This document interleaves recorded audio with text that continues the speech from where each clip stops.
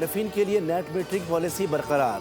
نیپرا نے ترمیمی مسودے کا نوٹیفیکیشن جاری کر دیا۔ اس پر 30 روز میں آرا طلب کی گئی ہیں، جبکہ ترامیم کا اطلاق 9 فروری 2026 سے ہوگا۔ گزشتہ ہفتے ملک میں نیٹ بلنگ کا نظام متعارف کرایا گیا تھا، جبکہ نئے سولر صارفین کے لیے اضافی بجلی 11 روپے فی یونٹ خریدنے اور معاہدے کی مدت 7 سال سے 5 سال کرنے کا فیصلہ کیا گیا تھا۔ وزیراعظم نے سولر صارفین کے تحفظ کو یقینی بنانے کے لیے نیپرا ریگولیشنز کا نوٹس لیا اور پاور ڈویژن کو نظر ثانی درخواست جمع کرانے کی ہدایت کی۔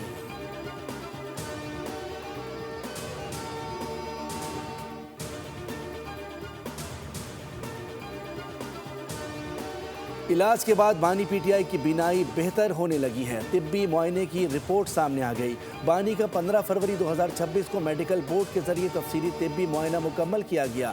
میڈیکل بورڈ میں الشفا ٹرسٹ آئی اسپتال کے پروفیسر ڈاکٹر ندیم قریشی اور پمس کے پروفیسر ڈاکٹر عارف خان شامل تھے۔ متاثرہ دائیں آنکھ کی بینائی 6:36 سے بہتر ہو کر 6:9 ہو گئی، جو موجودہ مرحلے پر تسلی بخش ہے۔ خون کے بہاؤ اور پردہ بصارت پر سوزش کے آثار پائے گئے، تاہم سوجن میں نمایاں کمی ہے اور موٹائی 550 سے کم ہو کر 350 ہو گئی، جو بہتری کی علامت قرار دی گئی ہے۔ رپورٹ میں آئندہ کا علاج اور ادویات بھی تجویز۔ بانی کے ذاتی معالجین ڈاکٹر عاصم یوسف اور ڈاکٹر خرم مرزا کو بھی فون پر بریفنگ دی گئی۔ پارٹی رہنماؤں اور ذاتی معالجین نے علاج اور فالو اپ پلان پر مکمل اطمینان اور اعتماد کا اظہار کیا۔